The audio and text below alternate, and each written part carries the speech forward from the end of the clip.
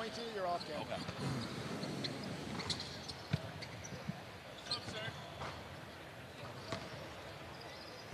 TBT is back in Syracuse, and with that comes a lot of familiar faces. TBT is back in Syracuse, and with that comes a lot of familiar.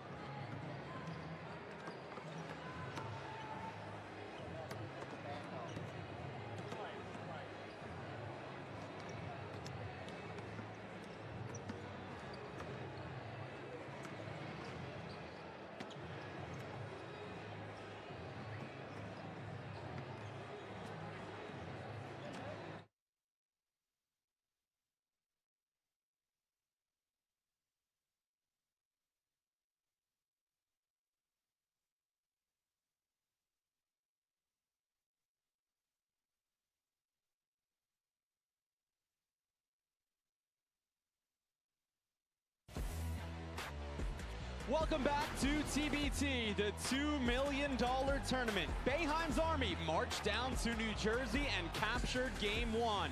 But tonight, Hall In looks to extend the series and keep their hopes alive. It's the Seton Hall alumni and Syracuse alumni, and it starts right now.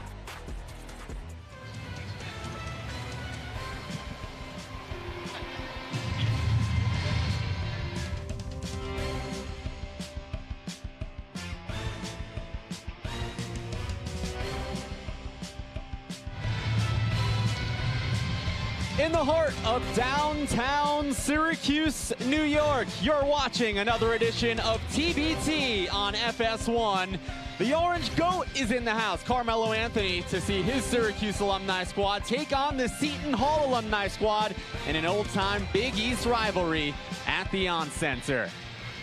And we say hello courtside. He's the All-American Casey Jacobson. I'm Jake Morris. Sean Dorcelis will join us momentarily. So, Casey, the series shifts to Syracuse, 1-0 Orange. SU looking for the sweep. Meanwhile, Seton Hall looking to punch back and keep their hopes alive. Yeah, Syracuse really flexed their muscle in Game 1 on the road, especially on the interior. Syracuse shot 69% from two-point range, and Seton Hall offensively, they just couldn't keep up. But the Pirates got some great news today as their star Isaiah Whitehead is cleared. He did not play in Game 1 because of a wrist injury, but you and I both know he's going to have to be special tonight if they're going to have a chance to win. No doubt about it. The catalyst for getting this Hall-In team back together in this version of TBT. The winner of this series has a date in Lexington this weekend after the Kentucky alumni team knocked out the Louisville alumni team. If Seton Hall can win tonight, we'll be back here tomorrow for a decisive Game 3 on YouTube.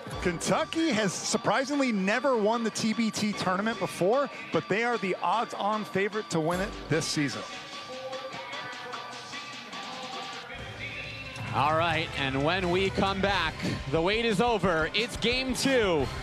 Can the Orange sweep Seton Hall back home, or will the Pirates extend to force Game 3? TBT, the road to $2 million continues after this.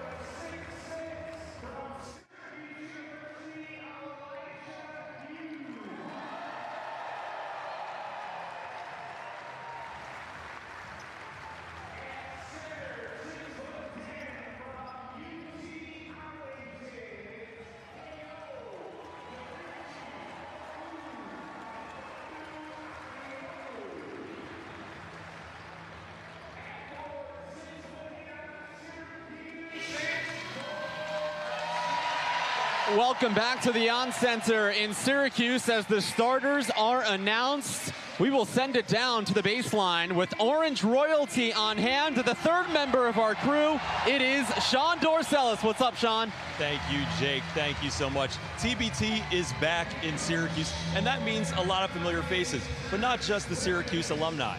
Ty Nichols is playing for Boeheim's Army this year after knocking the squad out for We Are D3 last season. Nichols scored 36 points in that upset win and hit the Elam-Anding bucket over Syracuse. So why the change in team? Well, without his former squad playing in this year's tournament, Nichols was recruited to Syracuse by Boeheim's Army GM Sean Belby. Even as an opponent last year, Nichols told me that he was so impressed by this fan base, he couldn't turn down the opportunity to come and wear the orange. So now last year's crowd silencer is looking to become this year's crowd pleaser. All right, thank you, Sean. Ty Nichols hit the Elam-Ender in game one, a 30-point dominant performance. This is his 5th TBT, averaging 19 points per game. There's the head coach for All-In, Seton Branch, and he said the biggest adjustments, Casey, from game one to game two, effort, energy, enthusiasm. And I think he prayed to the heavens for a few more three-point makes as well. That certainly would have helped. But yeah, they also have to limit their turnovers tonight, Jay. Seton Hall committed 16 turnovers in game one that led to 24 points off those turnovers for Syracuse. A lot of layups and dunks. They have to really have a clean game tonight. There's Isaiah Whitehead. He was out in game one due to a wrist injury and was pronounced doubtful when the availability report came out just after noon Eastern time. He was then upgraded to active 2.5 hours later. Maybe a little Mr. Miyagi Karate Kid magic in the locker room. Yeah, hopefully for Seton Hall. You know, Whitehead is supposed to be the star. He's the only player on the team to play in the TBT last year. He played for Team UConn, played 3 games, and he averaged 14 points, 8 rebounds, and 4 assists. As you take a look at Thomas Bridges, their head coach, he's going to try and stop Isaiah Whitehead tonight. All right, all the Orange fans on their feet until Syracuse hits their first field goal, a longtime SU tradition, and game 2 of this best-of-3 series is underway as the road to $2 million. Winner takes all in TBT 2026. Cole Swider had 28 points in his TBT debut in game 1. Yeah, that's the matchup to watch. Swider against Ndefo. KC Ndefo, one of the biggest bright spots despite the results in game 1. Securing 10 boards. That should have been an extra pass. Isaiah Whitehead had his hands ready. He was wide open. Here's Colby Rogers, a contested 3. Too strong. And that is Keo Akobundu Ehiogu. He was a star in game 1. I'm so proud of you and the way you pronounce that name. I just call him KO. I'm not as smart as you, Jake. Well done. But he was masterful. We're talking KO, number 5 in orange. The pick and dive to the rim. Seton Hall had hardly any answers. We'll see if Romero, Gill, and others can slow him down. As Syracuse turns it over in their first possession. Yeah, 17 and 11, a double-double in the tournament opener for number 5 in orange. Here's Colby Rogers. He flew in on Tuesday morning, right before game 1 from Atlanta, and scored a team-high 19 points. And a foul on Isaiah Whitehead. So far, a slow start for both teams. Although the fans here at the On Center appreciate it, they get to stretch their legs a little bit more, I would say. We can give Hall in a little bit of grace. It did take them 7.5 hours to get here, Jake. So, you know, okay, they might be a little sluggish. Yeah, they arrived right around 3:30 a.m. Eastern time as Elijah Hughes can't get the 3 to fall. They had to make 2 stops at 2 different Denny's restaurants. Apparently, the first restaurant had bad water. They had water with sour lemons put in it, and it was enough to have the team say, you know what, we got to go to a backup Denny's. But they got here safely. That's what matters most. And here they are, ready to roll. Let the players sleep in. Light walk through. Buddy Boeheim, too strong. And we're a couple of minutes in. No score just yet. A lot of contested perimeter jumpers so far for both teams. And Nelson swatted away by Ko Akobundu-Ehiogu. Nelson played at Manhattan in addition to Seton Hall. Here's Ndefo for three. Grazes the back of the iron. That's not Ndefo's game. Really good finisher around the basket, and Syracuse would love to make him a jump shooter. Swider thought about the baseline, Jay, but resets up top to Tyson Walker. And this one's going the other way. The most athletic player on the floor is without question Ko. And you can't just serve up the basketball on a silver platter like that. So if you're Ant Nelson, you got to go with a shot fake, draw Ko, and then make an extra pass, because that's not going to get it done. And we've got a clock issue.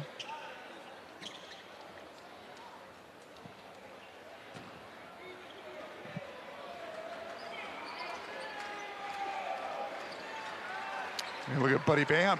The Boeheims got their names on the back of their jerseys and on the front. I don't know if I've ever seen that before in all of my years calling basketball games. That's wild. Whitehead, contested jumper. Wow, the grip by Casey Ndefo. Kicks it out to Nelson. Sloppy start offensively. We're 3 minutes in. Both teams struggling. Boeheim up top. KO.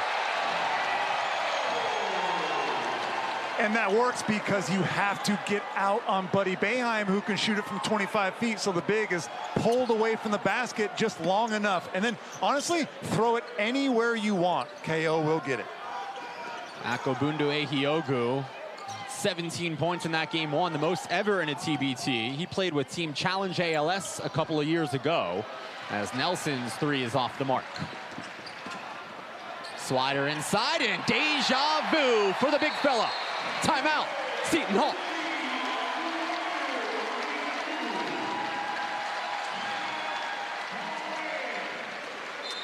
Well, it took a while for either team to score any sort of offense, but it was worth the wait. How about this awesome pass from Buddy Boeheim to KO? That was like a fadeaway alley-oop. And then if this Syracuse team is allowed to get in the open floor, they want to play with pace and space.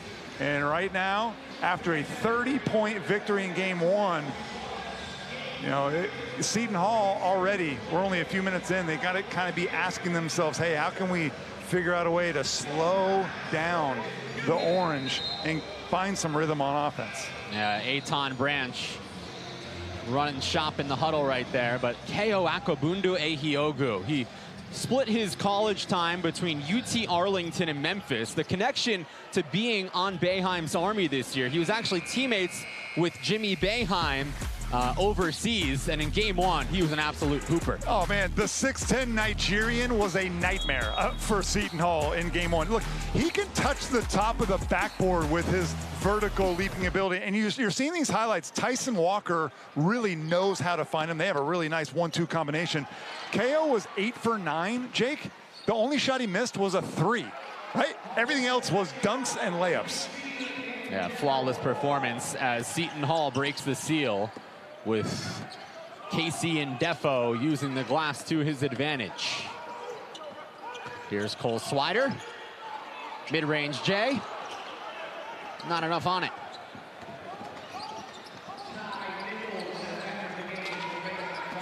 So you see how Isaiah Whitehead mishandled that a little bit? There's a lot of dead spots on the floor as Casey Ndefo misses another corner 3.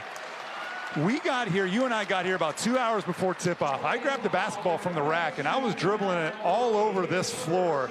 There are several dead spots, and what I mean by that is when you bounce the ball on it, it does not ricochet and bounce right back to your hand. It kind of just stops and deadens.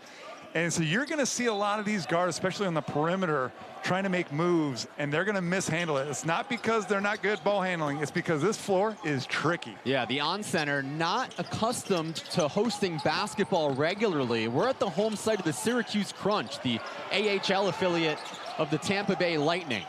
Lob one up, how about three? Alley-oops for Akabundu Ehiogu. All right, defensively, you just can't let him get a takeoff and landing like that. Somebody in a white uniform has got to get in front of him and slow him down. In the corner, three-point jumper short from Colby Rogers. Walker, Nichols, kick to the corner, Buddy Boeheim.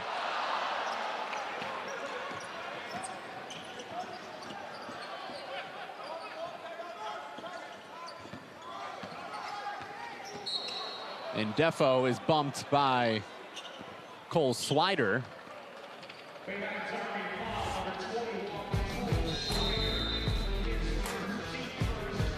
But it has been the KO show. He's got all six via this, an alley-oop ×3.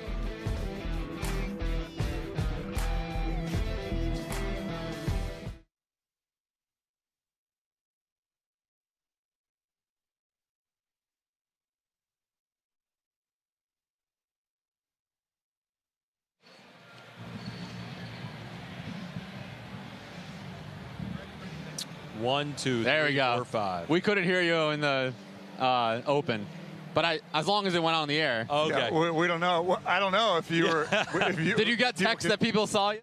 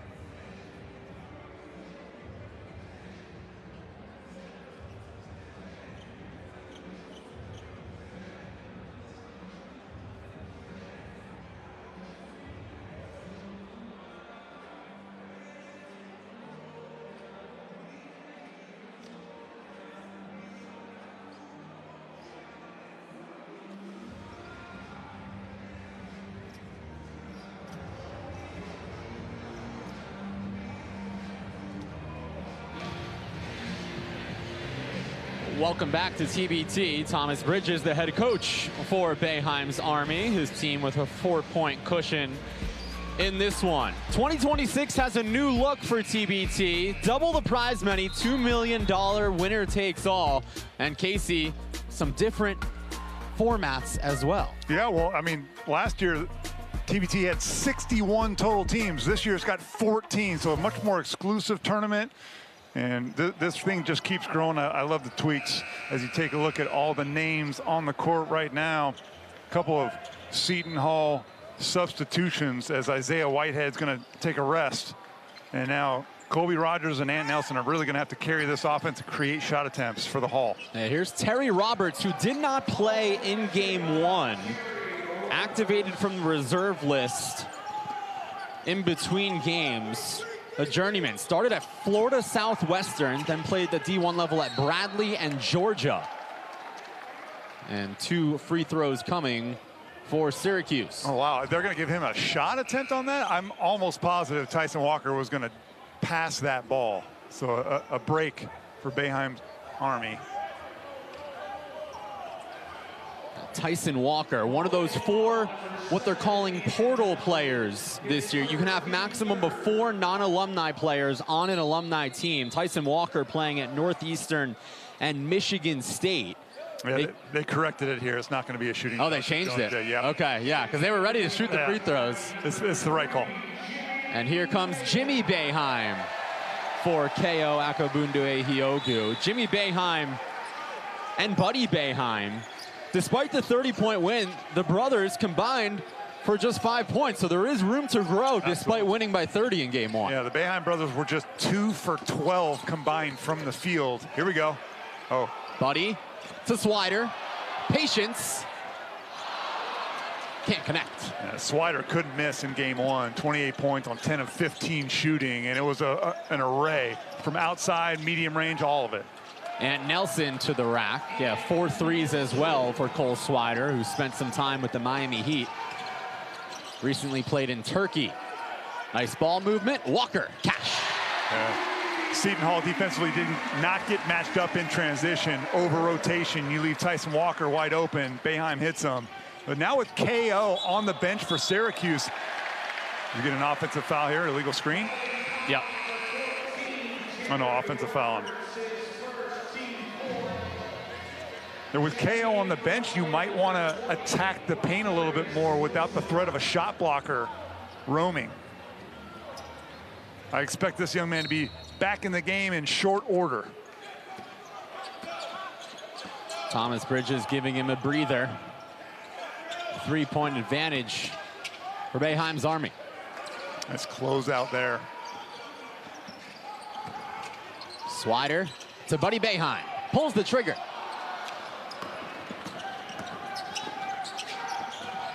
Quickly in transition, it's Rogers, baseline jumper. Swider to the board. And a reach and foul on Colby Rogers. I don't know if I agree with that call. Rogers was right there in the lap of Swider. He got a deflection, and neither offense or defense gained an advantage there. Kind of let that one go. Let's keep playing. Watch here. He's right there on the closeout. I know there's contact, but not to me, not enough. Nothing wrong with a little arm wrestling. Yep. Our officiating crew tonight, that was Josh Anderson who made the call. He's joined by Clarence Armstrong and Mike Kitts. Well, and that call's big because they're in the bonus now. Yep. So Swider's going to get some free throws. So, unlike men's college basketball, there is no 1-and-1. It's 5 fouls per quarter equals 2 free throws until we get to the Elam ending. And there is Seton Branch. He was brought into this role because he's friends with Shaheen Holloway. And he's actually served as a mentor to Alamir Dawes, who played in game one, but due to a knee injury, unable to go tonight for Hall-In. Yeah, it's a big loss. And Alamir really struggled shooting the ball. He was 0 for 10 from 3, but he's a shot creator and a shot maker. They're really going to feel his absence. There's Quaterius Wilson with a nice fake and hook. Yeah, and that's something that Seton Hall did not get any interior offensive production in game one. Swider pulls up quickly. And here comes Hall-In. Oh. It looked good from Whitehead, but could not find the other end.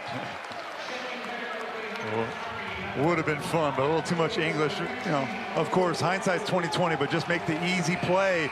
But we're already seeing Seton Hall, after a sluggish first start for both teams offensively, Seton Hall has found a little bit of rhythm, and it feels to me like they're making the game simple. Hey, pass when you should pass. If there's a driving lane, take it, but don't force it.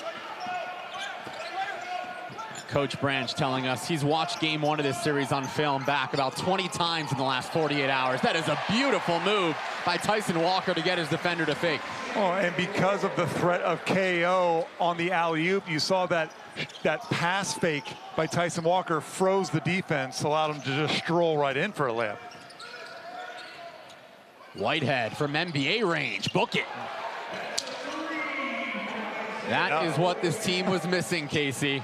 Oh, they really struggled to shoot the three. Only 2 Seton Hall players made a three-point basket at all in game one, and Isaiah Whitehead drilled one from 28 feet on that last possession. Here he is with the board. In addition to playing, he helped bring this team to life alongside GM Ryan Mulvaney. They're close friends from their time at Seton Hall.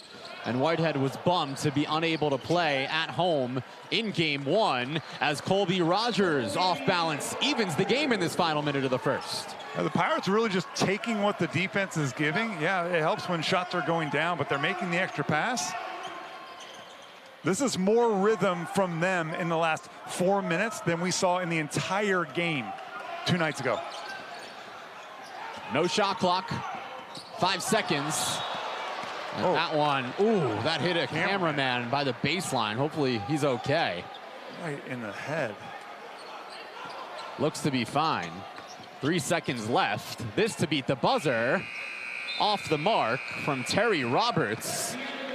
And talk about a tale of 2 games so far. This looks like a brand new team, Casey. Yeah, this is really good sign. If you're a Hall-In fan, there's some offensive life to your group right now. Tied after 1.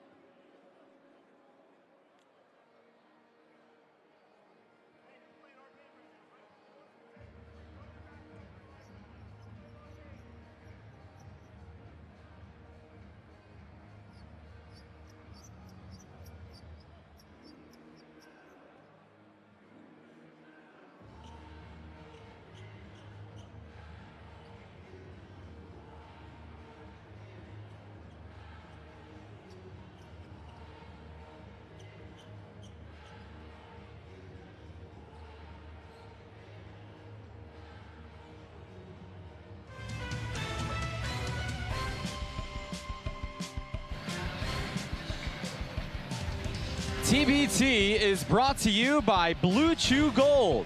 Shoot your shot with Blue Chew Gold. They're #1 for a reason.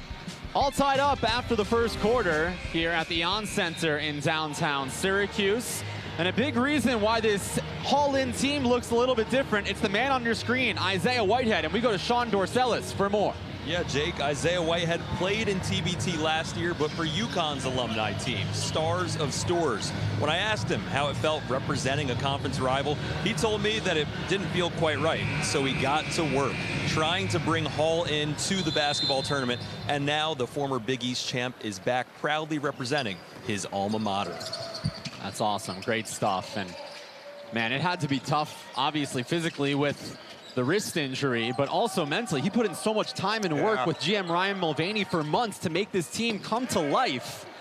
as a foul is called on Syracuse, and to not be able to suit up in your lone game at home, that's a big blow. Oh, he looked so sad. I saw his face when he was watching his team warm up in game one, and he was in his street clothes, and he just looked depressed because he knows that a lot of those fans that packed Walsh Gymnasium were partly there to see him. And Sean mentioned the Big East Championship. That's my favorite Isaiah Whitehead moment. The 2016 Big East Conference Tournament Championship game against Villanova. Whitehead had 26 points. It was a game high. And of course, that was the Villanova team that won a national championship. Chris Jenkins drills that game winner. Ryan Archidiakono. Jalen Brunson was on the team, a freshman. He was like, kind of maybe their fourth or fifth best player. The NBA Finals MVP was back then. And there is KO, who might be the MVP of this game so far. He's got 4 dunks. MVP of the series, right? So he's just picking right up where he left off. And here's Whitehead for 3. Ball still on the ground. And Syracuse comes up with it. Eric Devendorf in the game right now, the 39-year-old veteran in his 8th TBT, scored 7 points. He's a top 5 scorer in TBT history. Jimmy Boeheim floater, got it. Really nice. We're going with the extra big lineup with Jimmy Boeheim and KO on the floor. We didn't see that lineup very much. Switching all ball screens. Let's see if Jimmy can keep the ball in front. Whoa. Yeah. This one's going the other way after Nichols got knocked. Man, that was crazy hard screen by Casey and Defo. He's complaining about this, but man, it was like right here. I mean, the head just snaps back. The referee didn't have a choice. Certainly, Ty Nichols sold that one well. Yeah. 6 personal fouls allowed, by the way, per player. It's good. In a tournament like this, you don't want to deal with guys fouling out. I don't even think there should be any foul limit individually. Right? All these fans came out here. They want to see their stars on the floor. Yeah. But with 9-minute quarters, it's rare to see someone get in that position. There isn't Defo showing that Seton Hall grit and not giving up on the play. Yeah. And Defo is like 6'6", but he plays so much taller than that. And a 3-time Defensive Player of the Year in college at St. Peter's before he transferred with Shaheen Holloway to Seton Hall for his senior year. His motor just never stops. Nice pass from Jimmy Boeheim. How about 5 dunks for number 5 in this first half? I was way more impressed with the pass there than the finish. That was a behind the back. Yep. Or behind the head, I should say. Mid-range for Whitehead, and he is fouled. But Jimmy Boeheim, what a feed. Yeah, he scored the possession before. How about that? The pass fake, then the actual pass behind the head. Pistol Pete Maravich style. Love it. Yeah, that's just, I mean, so now KO has 10 points on 5 of 5, all 5 dunks, right? Yep. Game 1, he was 8 for 9. The only missed shot he has had in 2 games was a top-of-the-key 3-pointer. And I'm not sure why he took that. He's a 6'10" center. Yeah, he missed it, but yeah, just play your role. Boeheim's Army has plenty of 3-point shooters. They don't need him casting them up. They need him on the interior wreaking havoc. Whitehead splits the pair at the line. And Ty Nichols continues to run the point for Boeheim's Army. He hit the Elam Ender game winner in game 1 of this series. He also hit the Elam Ender last year in Syracuse, but he was playing against Boeheim's Army, as Elijah Hughes is short on the 3.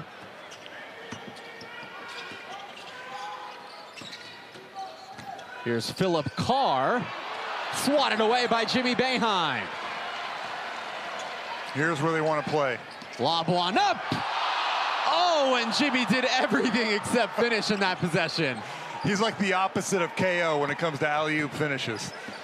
Carmelo Anthony, you can see him the center of your screen. He was chuckling out of that, and that is an and 1 on Seton Hall. So this is a potential 5-point swing with the missed dunk at the and 1. There's Melo. Yeah, it's still laughing.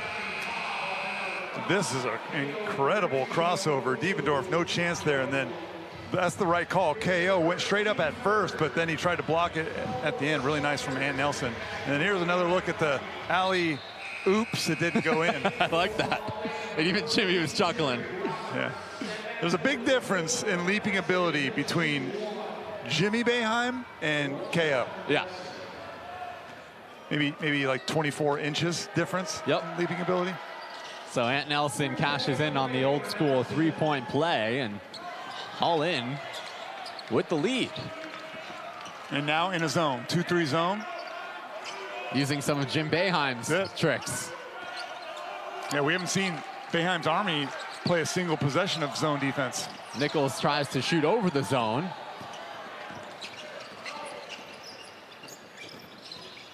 Let's see if Hall In can make this a two-possession lead, approaching the midway point of this second quarter. Yeah, too lazy by Isaiah Whitehead. Numbers for the Orange. Swider is fouled. Yeah, I'm not sure what Whitehead was thinking on that possession before. Just kind of lackadaisical, just threw the ball away and then doesn't sprint back. Puts his team in a predicament there. The Syracuse team in game one, folks, completely dominated the fast break points. And it was 24-4 in points off turnovers in Syracuse's favor. Swider hits the first.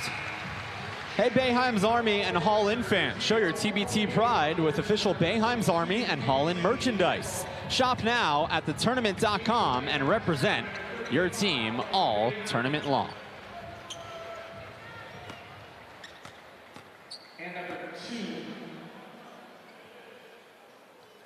So Swider now on the board, and he's 0 for 4 tonight, coming off that TBT high 28 points in game one. And Syracuse offensively right now is 1 for 11 from 3.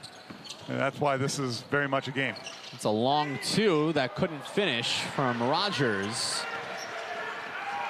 Card tried tipping it back in. You can see those three-point numbers. Identical, but not in the right direction.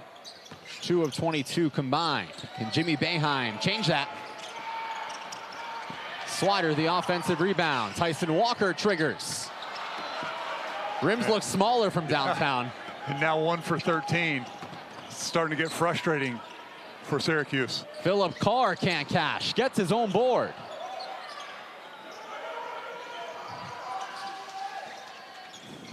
Terry Roberts nearly loses his footing and is stripped by Tyson Walker. He doesn't have numbers, but he still goes up and earns a trip to the free throw line. And after praising Seton Hall's offense for being simple, making the extra pass, the last 3 possessions in a row, the ball is sticking. They're forcing the dribble and getting terrible shots or turnovers.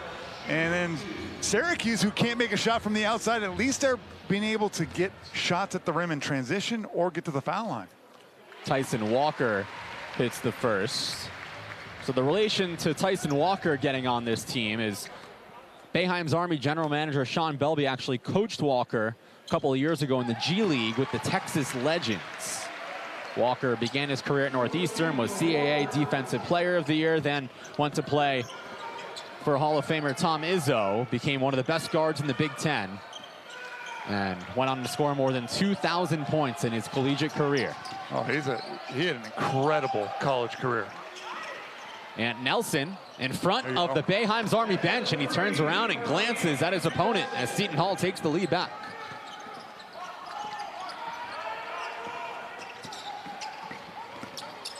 Walker. Nice defense there. Tie up. Possession arrow will stay with Syracuse. Casey, Seton Hall has come to play. They're not going to go away quietly in this series. A really nice defense by Terry Rogers. And then on this last possession, watch the ball doesn't stick, make the extra pass. Rogers with the corner 3.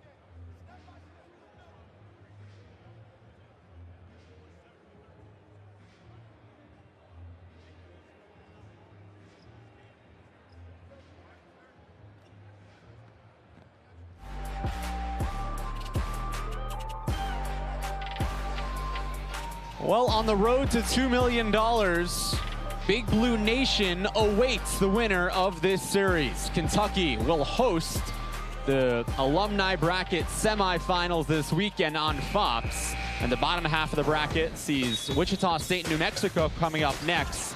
But right now, K.O. Akobundu Ehiogu, Casey, is a problem. Yeah, in 2 games, well, actually like 1 1/4 games, he's shooting 13 for 14 from the field because, you know, this is the type of shots that he's getting. Layups and dunks. And yeah, okay, there's a lot of 6'10" players that are in this tournament, but very few. Right here, oh, I thought I was gonna, that would have been fun if he would have thrown right that on down. cue, yeah. Talking.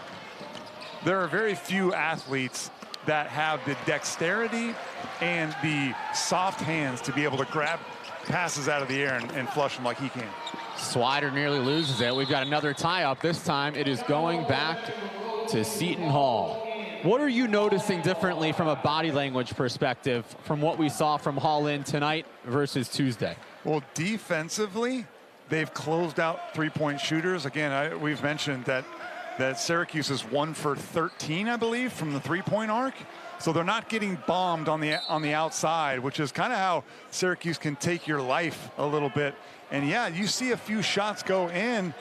Seeing the ball go through the net, I'm just telling you, it gives every single guy confidence in his ability to do everything on the basketball floor. And they had no offensive rhythm at all in game 1. Philip Carr cashes in, and it's a 4-point lead for Hall-In in the late stages of this first half. And we can't even really give Isaiah Whitehead's return the credit. Whitehead has only made 1 basket. He's on the bench right now. It's everybody else that's contributing. And Swider steps on the sideline. It is turnover number 4 for Boeheim's Army. And Swider's had a difficult start. He's gotten to the foul line a little bit, but otherwise they've been able to shut off his water. Casey and Defo taking that matchup personally. Number 22 in white. I think he was upset at his inability to stop Swider in game 1. 28 points for Swider, leading Boeheim's Army to a 30-point blowout. But in this new format, you can afford a loss in the first round as Ant Nelson is pickpocketed by Elijah Hughes, and he's fouled. Yeah, Ant Nelson, really good player, but that time he put the ball on the deck, drove baseline, didn't have a purpose. Right? He just drove it because there happened to be a small lane. If you're gonna drive it, know what you're gonna do. He got caught in between, that leads to the turnover. So either catch it and shoot it, catch it and drive it and quickly get rid of it. You get caught in between, and at this level, these professionals, that ball's gonna be gone. So that was the last foul to give for Seton Hall in this half. Next foul will trigger the bonus for Syracuse. Here's the lob. Thought about it. Elijah Hughes, corner 3. How about a hometown bounce? He just put his hands together and looked up to the sky. Thank you for that prayer. Absolutely. Elijah is a really good scorer. They really didn't need him very much as Swider gets a steal here. They didn't need him in game 1. They're going to need him tonight. Here he is. Elijah Hughes. Oh. But there's K.O. Buddy Boeheim pulls up. Whitehead the board. 2-on-1 for Seton Hall, but Buddy gets a hand on it. Yeah, really nice. 2-on-1. That should, you know, at this level, you guarantee to either get a score there or get a foul. And Boeheim doesn't allow either. Yeah, he's still struggling to shoot the 3, though, but at least he gets back on D. And Whitehead almost got away with a double dribble right there, too. You can tell Whitehead's a little rusty with the ball handling. If he can get a catch and shoot opportunity, he can fill it up, but he looks a little rusty in the in-between game. The Buddy coming off Summer League performance for the Oklahoma City Thunder. He averaged 8 per game out in Vegas. In Defo, open 3. K.O. with the board. And Syracuse would be happy to let Defo just take as many of those as he wants.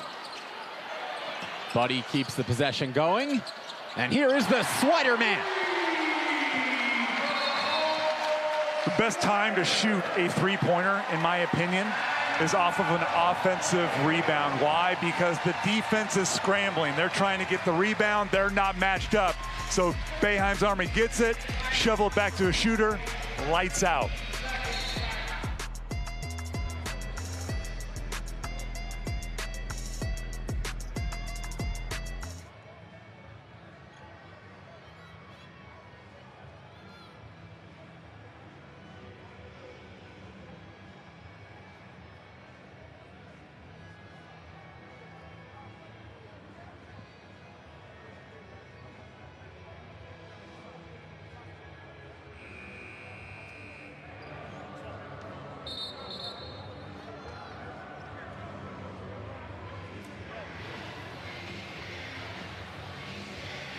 Well, it was only a matter of time before Cole Swider broke through. After 28 in game one, he just made his first field goal to force Seton Hall to call timeout. Yeah, let's see if that gets Swider going. He's probably one of the best shooters in the gym, him and Buddy Boeheim, I would say. A much different game offensively for Syracuse so far. Give Seton Hall defense credit for that, but in the first game, Syracuse scored 44 points. They're nowhere near that.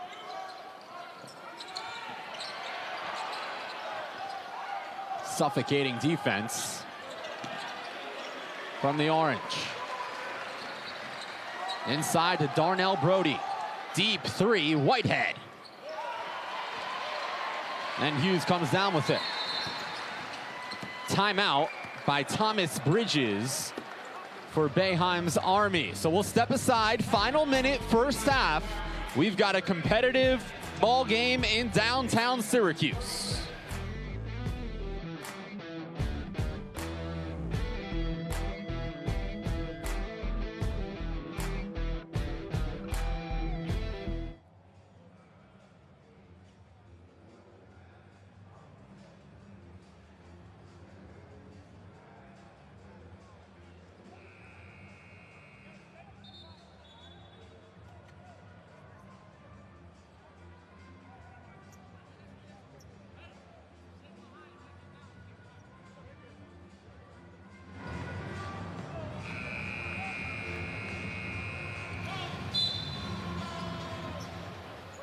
Final minute, first half. Syracuse leads Seton Hall's alumni team by a pair. Expect a quick shot here. 2-for-1 possession. Intercepted by Ant Nelson. And here's Ndefo with open space. Fouled by Elijah Hughes. Really nice foul by Elijah Hughes. There's no way he's going to let Ndefo posterize him in front of the Syracuse home fans. But he did it without intentionally fouling here. But this is an art right here, folks. Because Casey Ndefo was looking to punch it on his head. Elijah said, no, that ain't happening. All right, so Casey Ndefo playing in his first TBT this year. Casey mentioned it, but he started St. Peter's with Shaheen Holloway, part of that miraculous Elite Eight run with the Peacocks. And then finished his career here at Seton Hall. He set the program's Big East single season record for blocks. And since turning pro, he's spent time in the G League and Greece. You mentioned that Elite Eight run with St. Peter's. That was back in 2022. That was incredible. Yep. They were a 15 seed, folks. They became the first 15 seed, I believe, to advance to an Elite Eight. And I think they lost to North Carolina. They did. Yeah. And that set up that blue blood Final Four, Duke, UNC, Kansas, and Nova. Buddy for three. Cash. And he's so relieved. He's so much better of a three-point shooter than he's shown in the first game and a half of TBT. To beat the buzzer, and Ndefo is late. Wave it off. Does not count. And it's a 4-point advantage for the Syracuse alumni at the break. Really competitive game. And, you know, I'm sure that Seton Hall head coach Seton Branch, he was worried, but he challenged his guys. Better effort, better communication, and it has shown up in the first half. They've given themselves a chance. The star of the first half was the big fella, Keo Akobundu Ehiogu. He's on the baseline with Sean Dorcelis. Thanks, Jake. All right, KO, after dominating these Seton Hall guys in Jersey, this one's a lot more competitive. What do you have to do to pull away in the second half? We just have to keep the same energy. We just had to finish it out. We start off kind of slow, missing shots, but shots are going to fall. They're not going to go away. We have to put them away. Yeah, you've played with these Boeheim's Army guys here, including Jimmy Boeheim for a few years. You've heard about the Syracuse crowd. How does Orange Nation compare to what you've heard? Yeah, it's exactly what they hyped it up to be. These people are cheering for me like I went to Syracuse. It's a good feeling. Boeheim's Army and KO looking for that knockout blow. Jake, back to you. All right, thanks, Sean. And KO, 5 dunks, 5 boards, and 10 points for the 6'10" center. We've got a fun one brewing in the 3-1-5. It's the Orange by 4. Back soon here on FS1.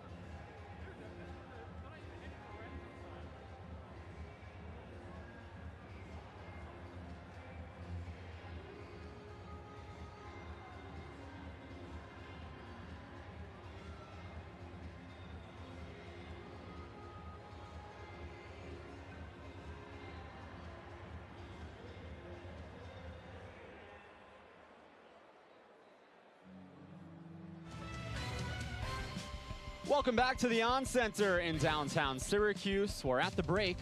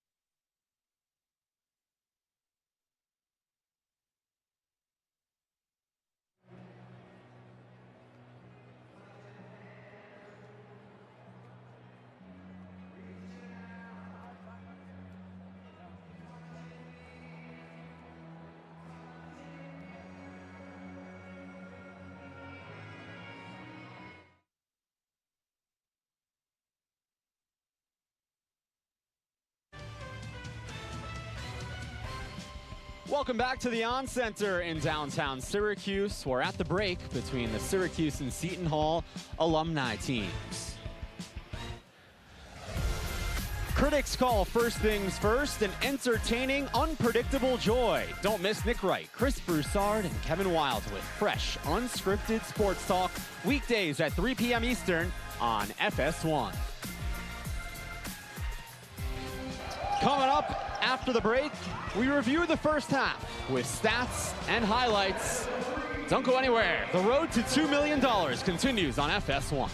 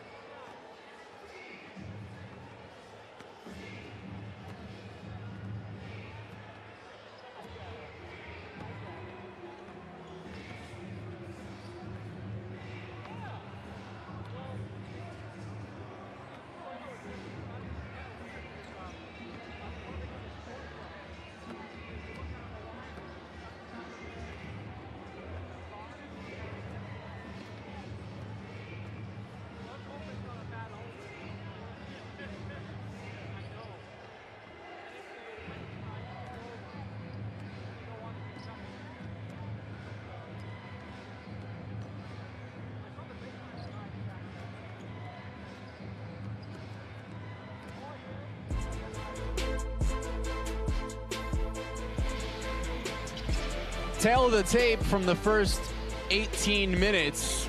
Much more even than what we saw in game one, a 30-point Syracuse victory. Yeah, certainly. Look at the three-point field goal percentage. Syracuse is 4 for 16, Jake, but they started 1 for 13 and then finished by making their last 3. But the reason why this game is much closer to me is Seton Hall just much more competitive on the interior. Seton Hall won the rebounding battle 19-16, giving themselves a chance.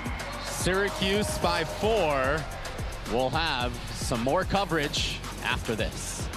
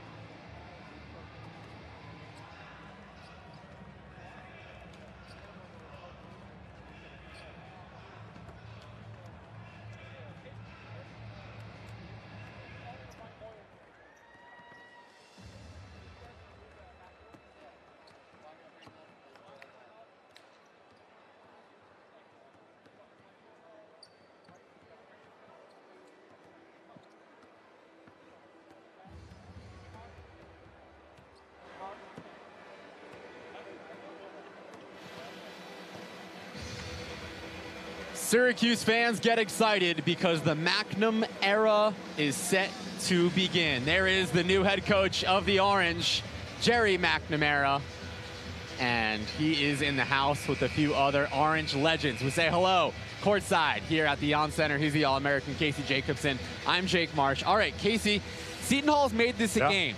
They were blown out in game 1, down by 4 midway through game 2. How do they sustain it and potentially pull this one off? It all starts with energy, right? Can they sustain the energy and the physical nature at which they're playing right now? And then they're still struggling to get KO off of the glass, off of alley-oop opportunities. So I think defensively, they really have to key on that top pick and roll.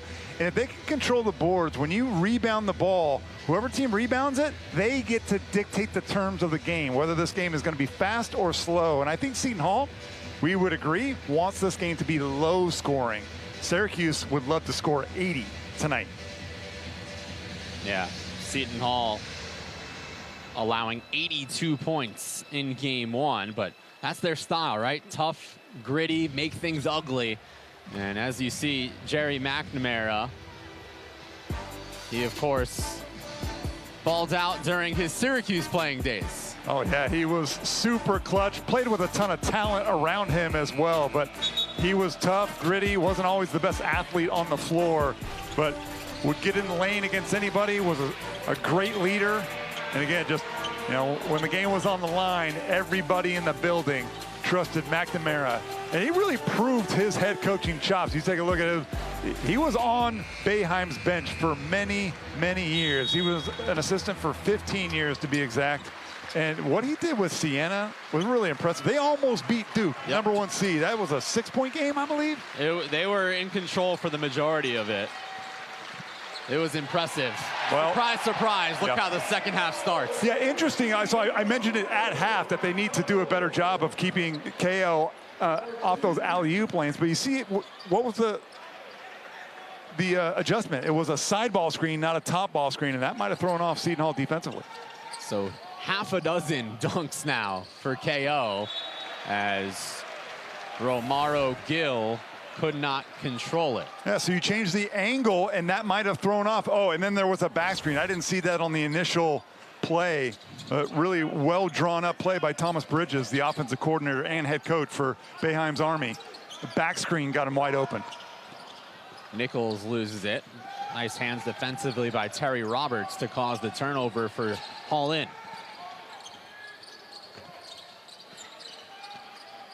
Top of the key, 3 is good. That is Colby Rogers, who had the team-high 19 points in game 1. That is his first made 3 here in game 2. Yeah, I thought Colby, in the initial few minutes of this game, forced a couple of shots. That time, he waited for the defense to give him a gap. Elijah Hughes from the elbow. Tyson Walker keeps it going, and he is fouled. Shortest player on the floor gets an offensive rebound. Tyson Walker is one of those guys that never assumes anything.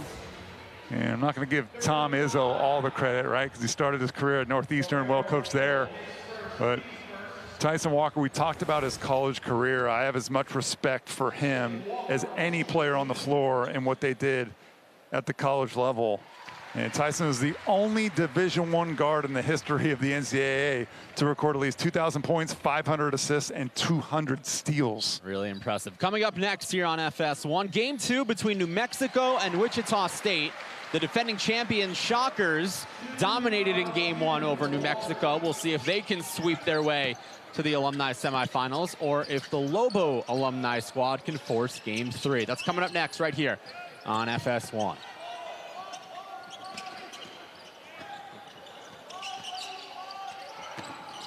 Defo, that one bounced high, made it hit somebody's foot. And another turnover for Hall in. Buddy swirls in and out. KO nearly kept it going. He couldn't believe the call from official Josh Anderson, and we might have a challenge situation here. Yeah, they're going to challenge it.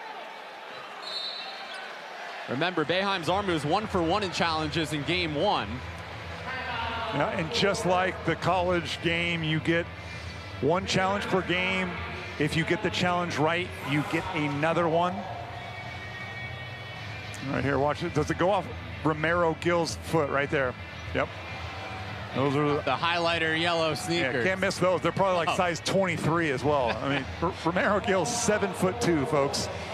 Yeah, I mean, clearly. So the question is, it's inarguable that it goes off of Gill's foot. The question is, does it then ricochet off the foot and touch KO? Right. We can't tell from that angle. I can't tell. And remember, the call on the floor is Seton Hall ball, and they need concrete evidence to overturn it. Yeah, this might be a better look because it's more of a side angle. Yeah, I think that's pretty clear that that's off Gill. There's the foot. Ooh, but his fingers. Yeah, that is as close as it gets right there. And again, we can't tell. And they overturned it. Yeah. To me, this one could have gone either way, just because, again, you have to have conclusive evidence, and there's just the angles aren't totally clear on this. Clear enough to change the call from our officiating crew, Clarence Armstrong. Yes, Sean Belby, the general manager, was the one to say to challenge it. Yeah, you see him right there in the top of your screen with a laptop. He's sitting on the far right of the bench. He's got that laptop, and he was the one that they went to. Should we challenge it? He says yes, and it worked out. Buddy off the curl for 3. And a tip in. Slider.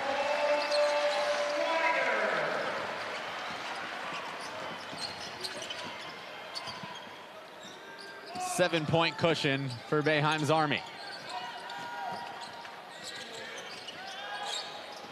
Nice fake and finish from Terry Roberts, who did not play in game 1. Yeah, that offensive possession was going nowhere, too. Terry, he got in the lane, but everybody was just standing and watching. Tyson Walker fouled. So much about basketball is just guarding your yard, right? That's what the coaches will say. Can you guard your yard? Because most teams want to play man-to-man if they can.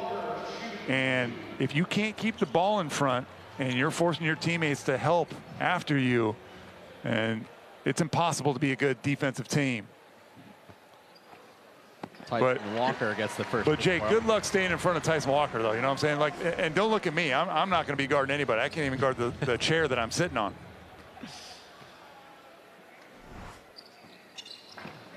Connects on both. And the lead's back to 7.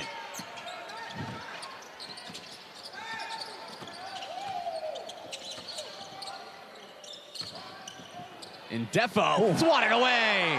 KO Akwabundo Ekiogu. Oh no. Yeah. This is KO. He turned his ankle. He came down. Yep. An incredible block too. This is the only thing that's gone wrong for Boeheim's Army in this tournament so far. Off under his own power, but limping. Man.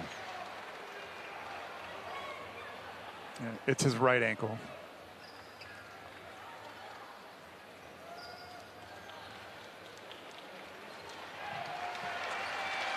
Nice applause. He talked with Sean at the break about how cool it is to play in front of Orange Nation, and they're giving him a nice round as he walks off. Yeah, we're not going to be able to see it right there. He steps on Cole Swider's foot. You know, and it's nothing Cole could have done. Just what happens. So hopefully KO is okay. This is when it helps when you're like 26 years old. Right. Like if Eric Devendorf did that, he might be out for like 2 years, because Eric Devendorf's he's going to turn 40 in a couple months. Yeah. But KO, he might be back in a minute. Well, with KO sidelined right now, this is an opportunity for the other bigs like Jimmy Boeheim to step up, and he just earned an opportunity at the line. Absolutely. Jimmy can really shoot it. You know, he's a different big, obviously, than KO. But physical, can shoot it from 3. And that smile tells us that he's going to be back in pretty soon, huh? Yeah, that is good news if you're a Syracuse fan.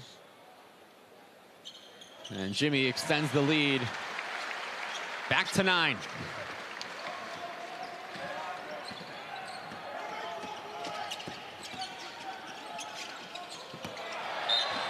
That one nearly to you, Casey. Almost. I was ready. You know, to his credit, I was open, but I'm about 45 feet from the rim right now. Look, just another kind of, the spacing's really off. You can barely see me in the bottom left corner of your screen. I tried to get a fingertip on it, folks. I tried. Buddy's shooting struggles continue. Whitehead, open three, got it. Yeah, so he's got 2 buckets. Both of them have been deep threes. And he needs to really be looking for those catch and shoot opportunities. When he's put it on the deck, it's, Too easy for Elijah Hughes. No help. You might have been able to drive through that gap, Jake Marsh. I don't know. I don't have the hops like him. Sure. Whitehead trying to go for another. Yeah, I don't mind that shot from Isaiah. Not at all. He's holding that left wrist, folks. Here's Hughes again. Oh, yeah.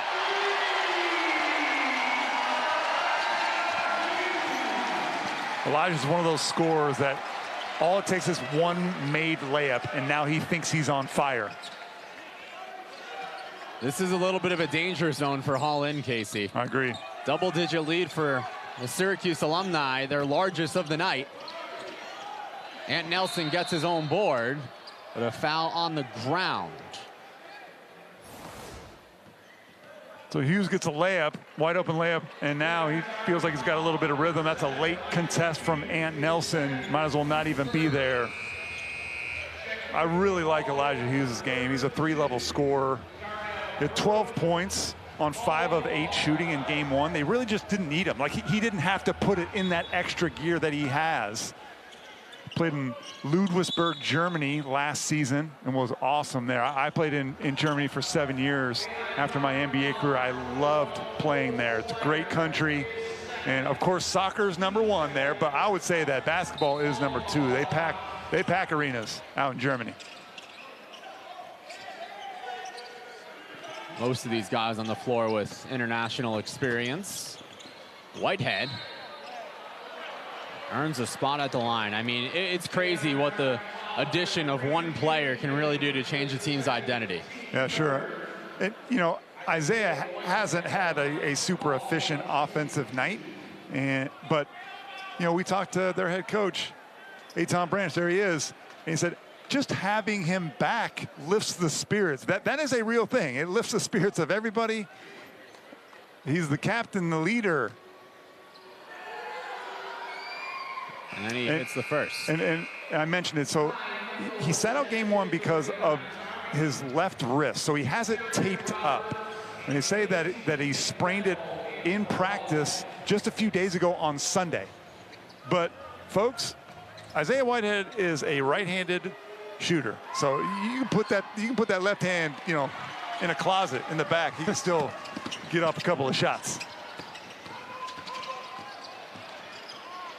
Here's Jimmy driving and Whitehead getting a hand on it. Look at the Orange Alumni. Perfect 12 for 12 at the charity stripe. Remember, this is the winningest alumni program in TBT history, as the 3 from Nichols is too strong. They have that championship 5 years ago. This is their 5th time hosting in the event, and that experience has paid off so far in this tournament. Oh, yeah, this is one of the biggest brands in TBT, Boeheim's Army. You mentioned 28 wins. That's the most in TBT history. 1 championship. Overseas Elite won 4 straight. So that they are, as Elijah Hughes just continues his scoring role. So while Overseas Elite has 4 titles, which is really, really impressive, Boeheim's Army, they've been there. They've been contesting for championships every single year, and this year should be no different. Foul on Jimmy Boeheim. Crowd disagrees. And KO's at the scorer's table, ready to come back. His ankle looks good. Things are looking up for Orange fans. Elijah Hughes starting to cook in this second half. 13-point advantage for Boeheim's Army.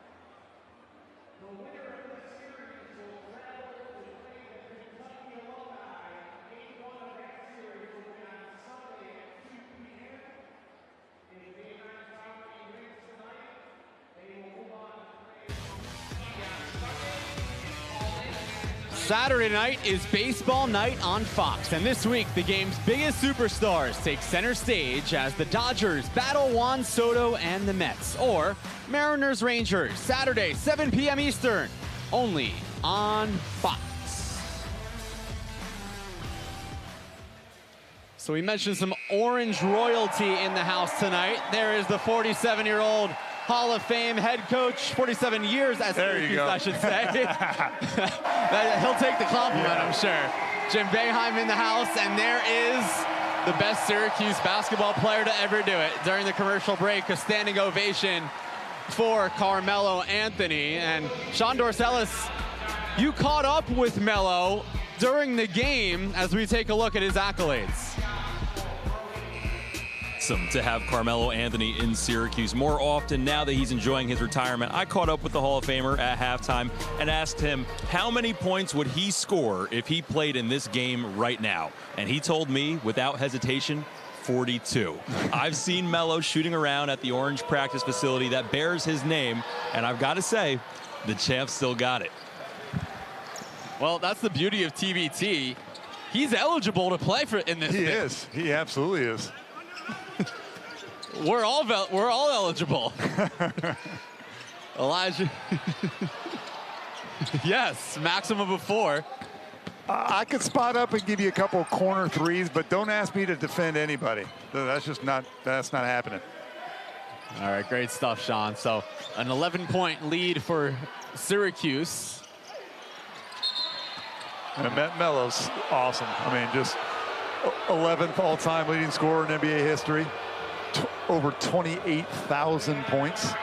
And Melo had a different game. When a lot of people were developing into three-point shooters, Melo was like, I'm going to be a mid-range monster and a 6'8", 235-pound wing, basically, or small forward that just, you know, there was no answer for him because he would just bulldoze you in the lane. He knew how to get fouled. Scoring machine. Incredible. Yeah, and it's amazing how much Melo has given back to this Syracuse community because, of course, he had one of, if not the best freshman season in college basketball history. But remember, he's on campus for, what, 9 months? And because of what happened in those 9 months, he's etched into history forever on this campus. And his son is currently on the team. Kyan Anthony is going to be a sophomore on Jerry McNamara's squad, one of only a couple of guys actually that kind of stayed in that transition period from Coach Autry to Coach McNamara. And Kyan's got a ton of potential as well. Had an up and down freshman season though. Carmelo would certainly, you know, admit that. Kyan would as well. Averaged 8 points a game as a freshman, but you know, had some, was benched one game in particular, but still here, man. He wants to be his own kind of legend. Yeah, Syracuse athletic department did a great job putting together a SummerSlam event last night to help raise money for their NIL. And Sean was a great MC for that event. There's Kyan Anthony in the house right now. Yep. They had a dunk contest, three-point contest for the current team, and it was a great way for alumni and those contributing to the NIL to help raise awareness for the team and really build their budget, because that's what this new... It sure is. Yeah, if you can't raise money, and you're not gonna be able to collect the talent. So Ty Nichols leaves a couple on the board there, and Ant Nelson makes it a 5-point swing. Just like that, it's back to 6. Yeah, it was a mistake there by Jimmy Boeheim. Just hands down, way too late of a contest there. All right, so the big fella Akwabundo Ehiogu is back in the game after falling on Cole Swider's foot. Let's see if he can still give it 100% effort. Ty Nichols, what a move from defense to offense. Beautifully done. Ty Nichols is a big-time scorer and is super experienced. They really, you know, he hasn't had a moment really yet in this tournament for Boeheim's Army. Maybe they can get him going in this third quarter. Mid-range jumper from Darnell Brody, the 6'10", 27-year-old, split his time at Seton Hall and Drake. And here's Nichols once again. A foul called on Colby Rogers. Syracuse is hoping that Ty Nichols, the transfer, is going to be a difference maker with plays like this. He's lightning quick and had only 9 points, but he had 6 assists in game 1. So he's more of a distributor in the first matchup, but he averages 19 points a game in his 9-game TBT career. So scoring is what he does best, but it's not the only thing he can do. Yeah, making his 5th TBT appearance this season. He's now missed 3 in a row at the line. When he eliminated Boeheim's Army with We Are D3 in a stunner here in the 3-1-5 last year, he had 36 points.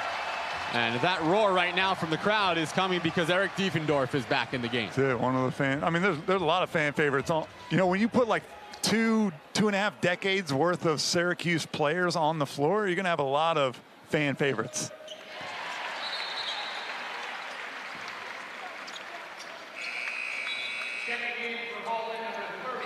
Yeah.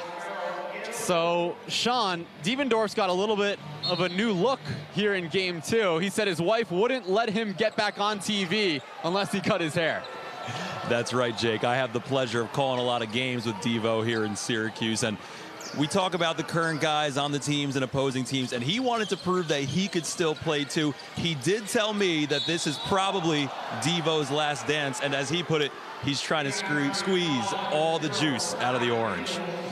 Love to hear it. This is his 8th TBT, averaging 14 points per game in this event, and he is a top 5 scorer in TBT history.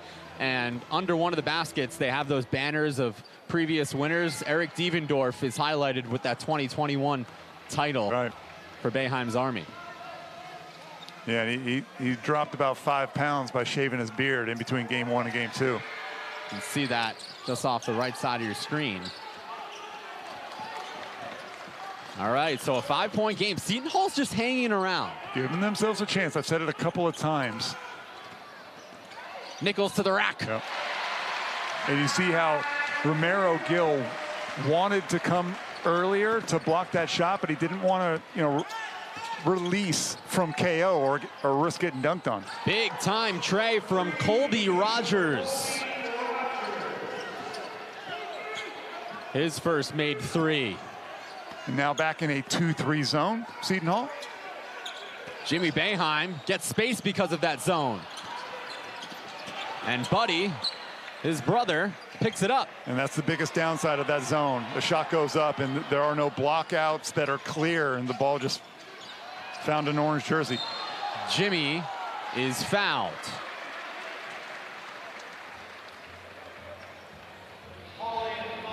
And Ty Nichols, he is so fast. I mean, it takes a body and a half to keep him in front. But you see how Gill came over a little bit late because he didn't want to get dunked on by KO. And here, hands down, and that was KO. And if you're guarding Gill, you don't have to really worry about him being a scorer. KO's got to come out and get a contest on that. Jimmy swirls the first one in. So Jimmy spent his first 3 seasons at Cornell and transferred to Syracuse to play with that man, his brother, Buddy Boeheim, and of course for their dad, the Hall of Famer. And Jimmy cashes in on both. Do you have a favorite Syracuse alumni of basketball? I'm talking about not broadcasting. That list is too long. You're putting me on the spot here. So mine besides, Diefendorf got foul the shooter. He knows better than that. 3 free throws coming for Colby Rogers, you were saying? So mine, besides Melo, okay? Besides Melo, who I tip my cap to, mine is Derek Coleman. Okay. He was a monster back in 1987 to 1990. And the reason I say Derek Coleman, he's the 2nd all-time leading scorer in Syracuse history behind Lawrence Moten. I love buckets, but when I was a young kid, like about 9 years old, that's when I started watching college basketball, right? And Derek Coleman was like the king scorer in the Big East. And he was one of the stars that I knew of when I was young. Yeah, this is tough to pick one. From my 4 years, so 2014 to 2018, I'd go probably with Rakeem Christmas. Oh, wow. He was there my freshman year, and he was part of those teams that transitioned from the Big East to the ACC. So I'd say either him or Malachi Richardson was responsible for that 10-seed Final Four run. Him and Tyler Lydon. That one was awesome. They upset Virginia in the Elite Eight. A lot of great players to choose from. Yep. Syracuse history.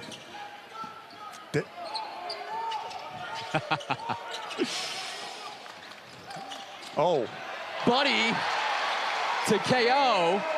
They want basket interference.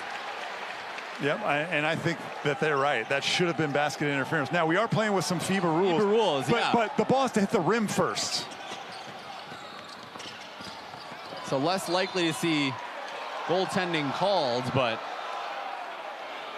Seton Hall's bench talking to our officiating crew. They don't believe this one should count. So I could be wrong here, folks, and if I'm wrong, I'm willing to admit it. But in FIBA rules, and I played in FIBA for many, many years, the ball has to hit the rim first, and then if it hits the rim and it's still in the cylinder, you can knock it away. But you can't initially just grab it and dunk it, to my knowledge. So I could be wrong here, but I don't know. All right, final seconds, third quarter. Ant Nelson for three. Cash cuts the deficit to 2. There's 2.9 seconds left. Slider to Buddy from near half court. It's short. And the stage is set for the fourth quarter. Here we go. Yeah. You know, if you were watching game one at home, folks, it was a 30-point beatdown in front of Seton Hall fans. And we were wondering if this one was going to be competitive. We have our answer. Hall in has got a chance.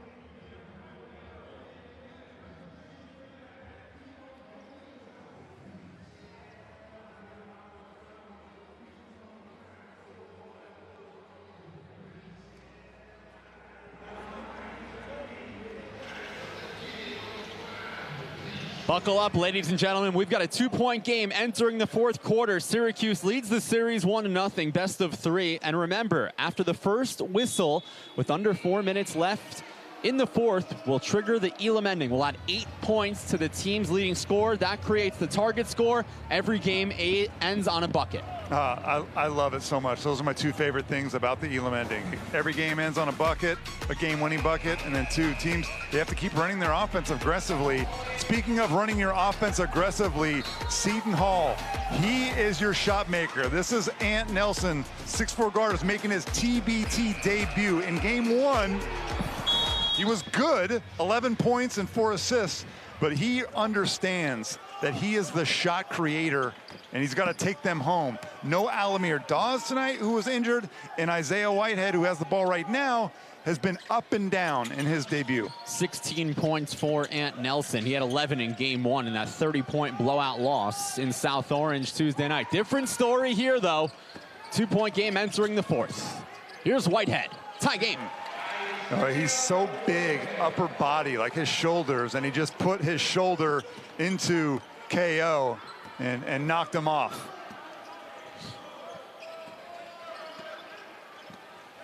Back in the 2-3 zone. It's worked. They just got a rebound out of it, Seton Hall. Shot goes up, find a body. Swider, long two.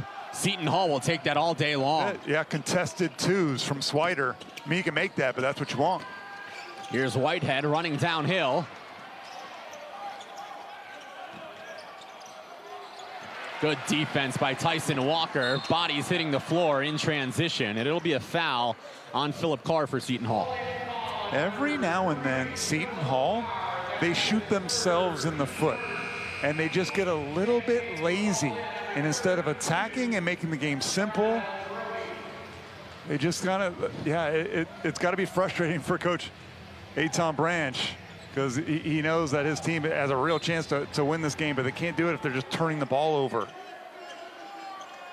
And he did say, despite losing by 30, as Swider can't finish, he saw a different sense and body language from his team in that fourth quarter, specifically in the Elam ending on Tuesday. Right, they actually came to life a little bit, but I mean, they were already down 30 points. Right. Couple of free throws coming now for Darnell Brody. That's part of coaching, right? Taking the glass half full approach, despite what the scoreboard and box score says. For sure. And fortunately, you know, folks at home that are, you know, TBT fans know that this used to be a single elimination format. So if you didn't show up like Seton Hall did not show up in game one, they'd just be going home with their tail in between their legs. Instead, they get a chance to come back here and even the series and extend it to a game three. Yeah, and if we do have a game three, it'll be right here at the On Center tomorrow night on YouTube. I'll be here. I love YouTube. Yes, we all do. And the winner of this series will head to Lexington, Kentucky this weekend to take on La Familia. It'll be single elimination after this opening round. Buddy Boeheim, quick trigger, got it. So there's a couple of guys that you have to mark. Like, have to. And Buddy Boeheim might be at the top of the list. I would say Cole Swider certainly as well. Whitehead facing traffic, does not matter. So while KO is 6'10", Isaiah Whitehead outweighs him by a significant amount, and he's using that weight. Now it's Tyson Walker. Holds the pivot. Swider. KO. Buddy again. Hey, Jake, did you notice that KO barely got off the ground? That ankle, that right ankle is really affecting KO's ability, because normally he'd be grabbing that ball and maybe slamming it down, and he could barely jump.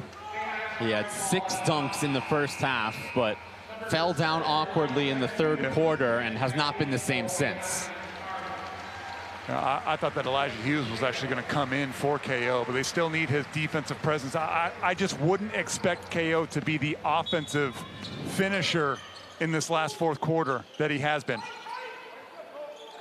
Remember, first whistle under 4 minutes triggers the Elam ending.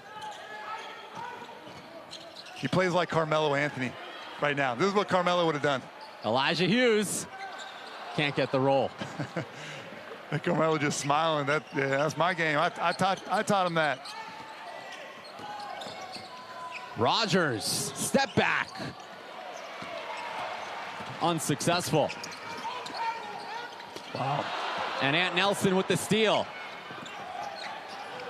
Whitehead pulls up. That would have been a big shot for Seton Hall. Wow, Syracuse dodged one there. Reaching foul on Colby Rogers.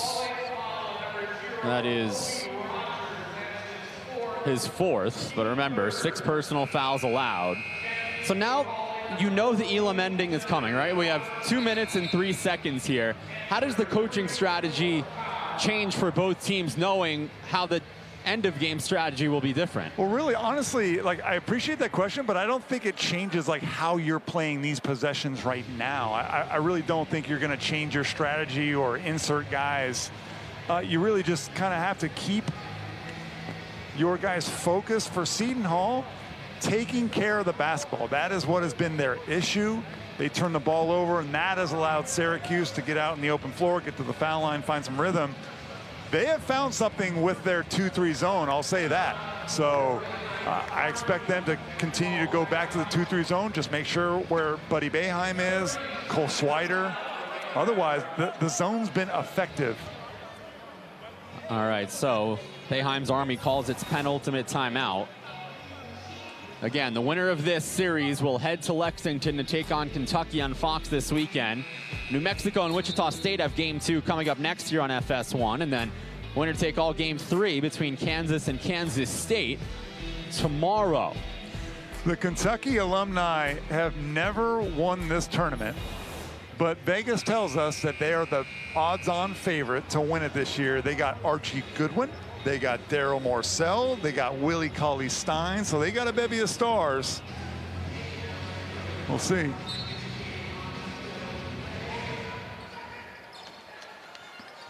Back in man-to-man defense. Swider, step back, Trey. And here's Whitehead. He's just been involved in every possession. And he's been a good rebounder this game as well. Entry feed to Brody, who's fouled by Swider. So right now, the shot creators for Seton Hall: Isaiah Whitehead, Ant Nelson. Those two have to really, because they have enough gas in the tank to create shots for themselves and their teammates. There's one. Really nice pass. Oh, he's got the size, did everything but finish. Boeheim's Army just caught a break. You got to have those. And tie game, got to have those layups. Now Tyson Walker kicks out to Buddy. Oh, yeah! Such a big swing. Blow a layup at one end and then give up a wide open catch and shoot 3. Whitehead swatted away. KO is back and he stares down his opponent. Hughes, no look, Buddy again. Bang!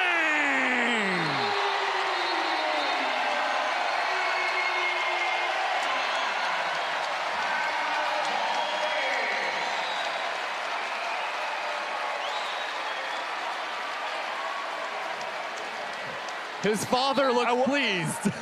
I wasn't sure if KO's ankle was going to hold up to the end of this game, but he makes a spectacular defensive play. Whitehead tries to bully him, and he's been successful in the second half. Tries to bully him, he waits, erases it, and gives him a stare for good measure. Love it, too. And then watch this extra pass by Elijah Hughes. Could have taken that wide open Jay, passes it because Buddy Hield had hit the previous 3. Big time basketball. The fans here love it, man. That was an incredible sequence for the Orange. Buddy Boeheim showing up when it matters most. Repping the name on the front of the jersey and the back. And the fans are fired up. It's so interesting because we mentioned if you were to nitpick what went wrong for Boeheim's Army in Game 1, it was the Boeheim brothers. They weren't on their game shooting-wise. It was only a matter of time before one of them started to step up, and they're both doing their job. Yeah, well, I mean, as a former shooter myself, sometimes you score in bunches. It happens. When you're launching 25-foot missiles, you're going to have some ebbs and flows there. Stick with it. Take good ones and trust in your work. These guys have been around the block a few hundred times. And you can see the trust that their teammates have in them. So Buddy's foot was on the line there. So 2. Still a 5-point lead for Syracuse, but that's huge with the Elam ending pending in 1 minute. Absolutely. Still so much time left here. My goodness. Final minute of timed play before we'll take a break and start the Elam ending. Nelson stays patient. Brody, nice move in the air. Yeah, he had some making up to do because he's the one that blew that layup. So that time he makes it up. That was a very nice, he hung in the air for an extra second. Here's Buddy again. Here's a heat check. Kaboom!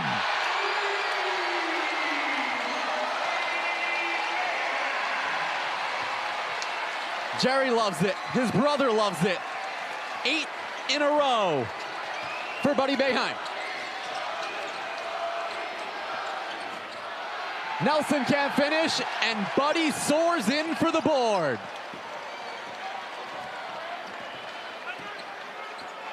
Oh, they're going to call a timeout here, most likely. Uh-oh. Another heat check. Swider keeps it going. In the corner. Oh, yeah. Just your friendly neighborhood Swider man, extending the lead to 9 for the Orange.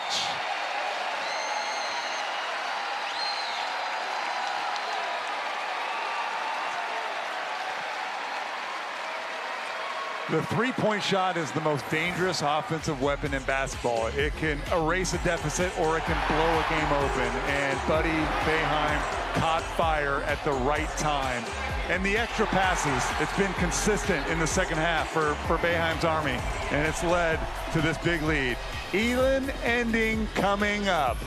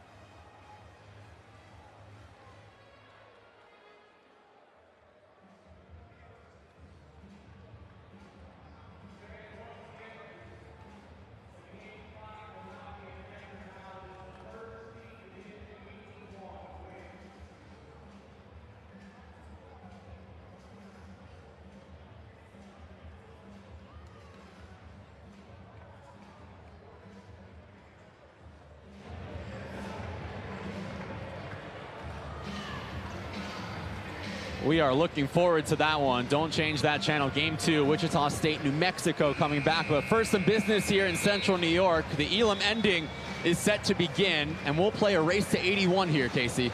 Yeah, so right now, target score is set, right? So you got to get to 81. Play resumes without the game clock. So we're going to shut the game clock off until one of these teams gets to 81. And what I love, there's two things I love about the Elam ending. One is that every game is guaranteed to end on a game-winning shot or a game-winning free throw. So there's real anticipation there, regardless of the score. And then two, both of these teams have to keep running aggressive offense. Even if you're ahead, you can't just stall and run out the clock. You have to score. And this was the stretch in game one, despite losing by 30, where Holland looked the best. They brought a different level of energy. Wow. And Nelson starts off by chipping away. And he attacked KO with that bum ankle. Nelson's been fantastic. He has been the bright spot to me offensively for Holland. A foul on Seton Hall. So that's their fourth, and that's the last to give. And Casey, there are new bonus rules in the Elam ending. So on the next Seton Hall foul, folks, any foul, whether it be on the shot or off the ball, is a guaranteed free throw, and you retain like a possession. technical. Yes, it's just like a flagrant one technical foul. So no more fouls for Seton Hall. Tyson Walker, too easy. Boeheim's Army 6 points away. Way easy. And because Boeheim's so hot offensively, that worked. And Nelson cancels it out, but remember, with the Elam ending, you can't be trading buckets if you're Seton Hall. Exactly. They need to make stops. Down by 7, half a dozen away for the Orange alums. Here's Swider in the corner again. Hughes right there. He's fouled. Yep. And remember, this is a shooting foul. He'll still get 2 shots. The ball's just hopping around for Syracuse right now. They ran, that set was a 5 out because they brought KO, their center, up for a ball screen. So the lane was completely wide open. So Swider takes that shot, Jake, in the corner, and he misses it. The lane is completely clear of people, and Hughes just comes right in and gets the offensive rebound. Oh, this free throw right here is important.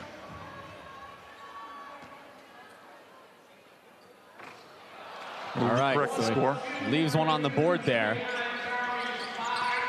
5 points away for Boeheim's Army. Rogers can't finish. Swider gobbles it up. Really nice defense there from Buddy to get a late contest there without fouling.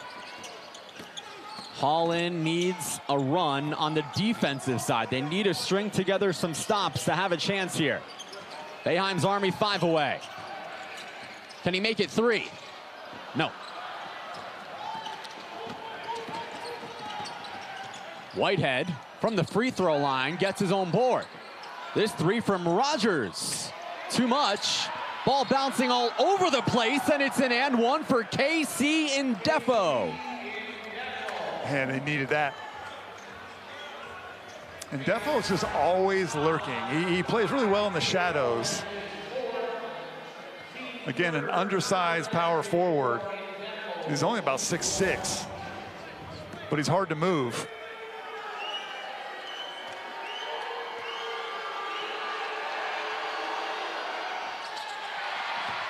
Leaving one on the board there.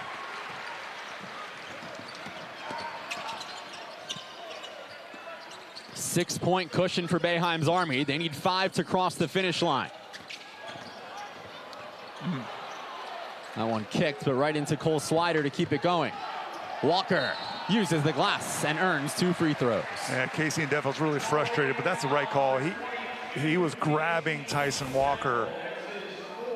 You know, watch him. That's a foul right there. I mean, and they got the foul call came late on the shot, but that was a hold.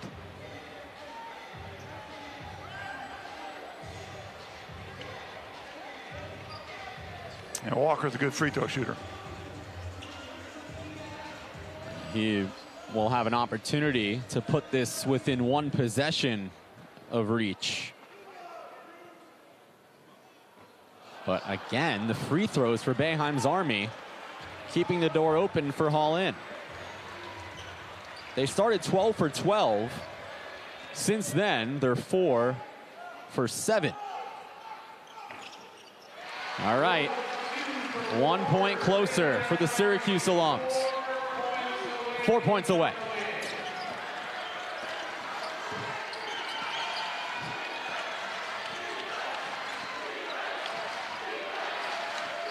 Quaterius Wilson facing the double team. He's fouled. They call a block on Elijah Hughes there? It looked like he was there in time. Certainly a risky defensive play here, but I thought he got there. Oh, wow. I mean, that's pretty close. It's about as close as it gets. These calls are always so difficult for officials. But I thought that Elijah Hughes had established himself outside of that charge circle before that shot was taken by Ann Nelson. The officials disagree. No, and they're the only ones that matter here. Yep. So big free throws coming up for Ant Nelson. He is balling out tonight. 20 and change to lead the way for the Seton Hall alums, but they cannot keep leaving these on the board. Yeah, and that's his first miss. He was 3 for 3 from the foul line before then. Pressure. And these guys are fatigued too.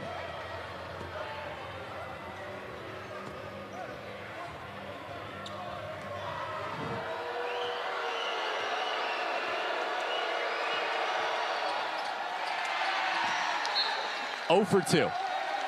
Wow. That's rough. You have the player that's in the best rhythm offensively on the foul line in the Elam ending, and you go over. It's rough. Holland is going to challenge the call. I guess at this point, nothing to lose, right? Yeah, but I don't think there's any way. Ooh. You think it's off Swider's fingertips?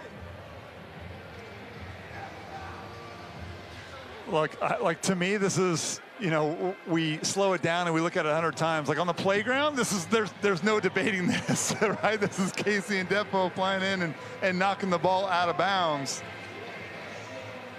I don't think this is going to be overturned. That's my opinion. Remember, challenges were initiated to college basketball just last year. It seemed like it was a successful experiment. Well, so if you ask me, everybody's got a different opinion, so I'm not afraid to give mine. If in 2026, if we have the technology to get these calls right, then let's get them right. Now, I understand from a fan perspective that the game does get bogged down a little bit, but there's a lot on the line. Folks, in this tournament, there's $2 million literally on the line in these games, okay? So, and in college basketball, these head coaches, their jobs and livelihoods, and these players and their careers, let's get this stuff right. So to me, I don't mind taking an extra minute to look at a replay just so we can make sure that we get this call right. Again, call on the floor is Boeheim's Army ball. They need conclusive evidence to overturn that. Yeah, to me, there's not conclusive evidence. And I believe they overturned it. Wow. Seton Hall ball, they saw enough and saw it was off Cole Swider's tips. Wow. Great challenge then. I don't mind being wrong. We've all been wrong. No, I'm wrong all the time. I don't mind it. You know, part of my job is to have an opinion. Gave it. So this almost feels like a must score. Does it not? I mean, yeah. This feels like a must score.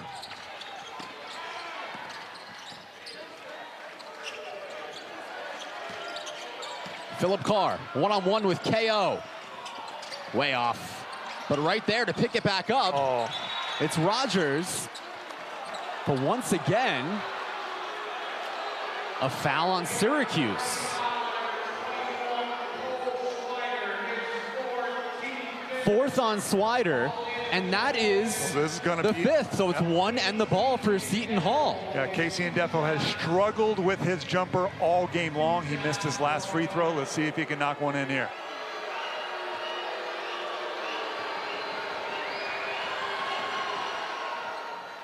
Nope. So are they saying that was a shot? Foul? Yeah, it must have been. Oh, I'm a little confused why that was a shooting foul, but okay. I guess I'm wrong too. Join the club. Here we go. Anyways, it is back to a 6-point advantage, but Syracuse needs just 4. I think it would have been better off if they didn't call that a shooting. Right, because you're one shot. Seton Hall would have rather have it. Walker, Hughes can't connect. Wow.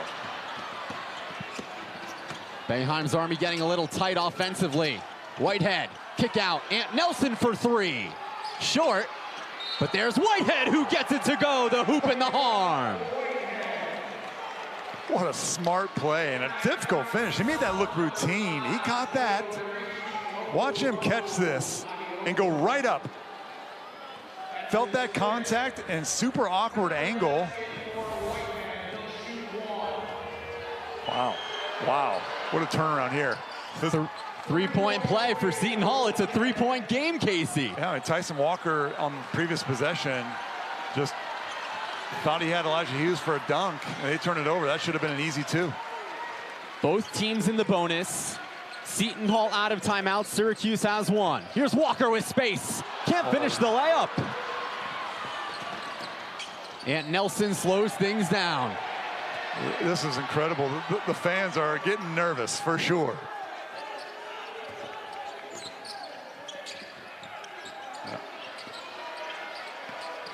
Nelson walks the tightrope to the corner for three. Halfway down for Colby Rogers. Goodness, that was really nice offensive possession. Playing through Ant Roberts is the right decision.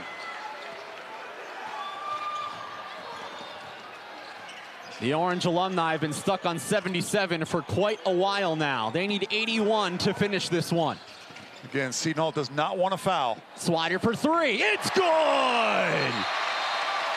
They're going to review it to see if his feet were on the line, but either way, it will be one bucket away for Syracuse. Yeah, what a shot there. Cole Swider has not had nearly as good of a shooting game as he did in game one, but his confidence hasn't changed. This is the easy one. This will take 2 seconds. That is a absolutely behind the line three-pointer. Not a lot of room to work with over there too, Jake. That's tough. He's fading towards the sideline. Somehow rattled that one in. And it is confirmed. So Boeheim's Army is 1 point away from knocking out Seton Hall's Alumni team and advancing to Kentucky this weekend. Hall Inn needs a 7-0 run. And there's no other way to win this game.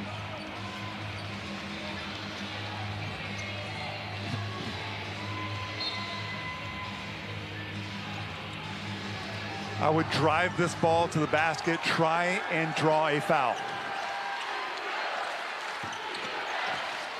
Whitehead in traffic.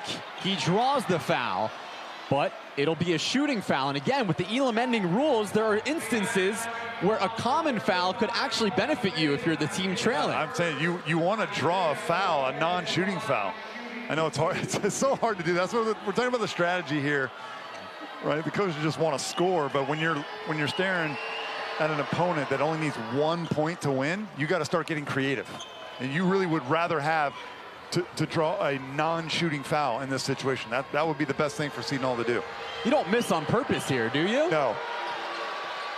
That's what the Elam ending can do. It can make you overthink things at the end of the game. Start playing on tilt. Start playing crazy basketball. Right. No, just try and get a stop here. And remember, any foul puts Boeheim's Army at the line for one. That could end it. Yep.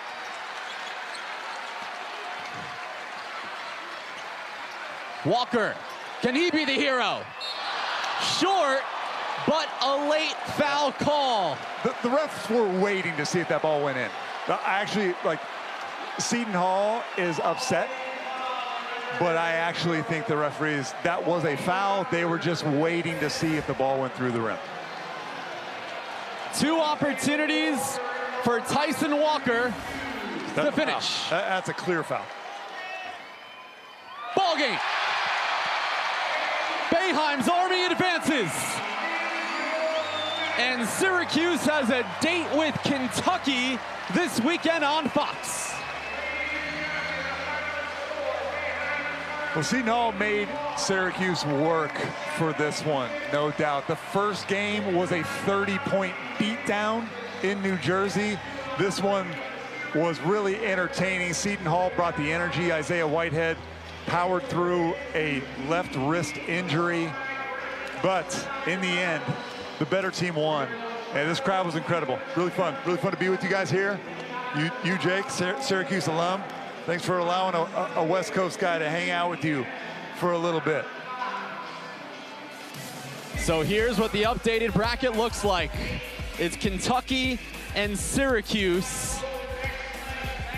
How about a rematch of the 1996 championship game 30 years later? Okay, I like that. Jim Boeheim and Rick Pitino.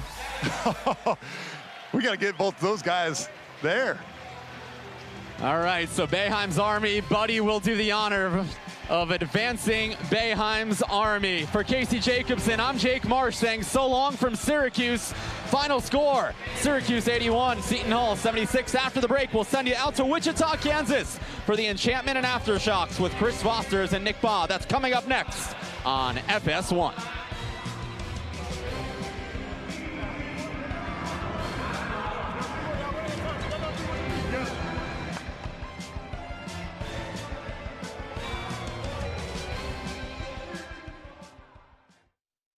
Had to send it to break, but they said you can still do it recorded. Record one with Buddy? Yeah, and you can just, it'll still go on social and everything. Okay. Might as well, right? Yeah, can't hurt. Yeah, we're here. We're going to record one with Buddy. That was fun. Yeah, I'm glad we got a good game. When I saw Syracuse, Kentucky, I'm like, these guys played each other. That was a good pull by you. Yeah. Really good pull. So that was, you said 1996? 30 years later. We're not live here, so you guys let me know when. All right, you ready for me, Joe? I got Buddy here. She just needs a second. I'm like you, though. I'm going to keep shooting. He's playing with Boeheim. Shooting the gap. Let me know when.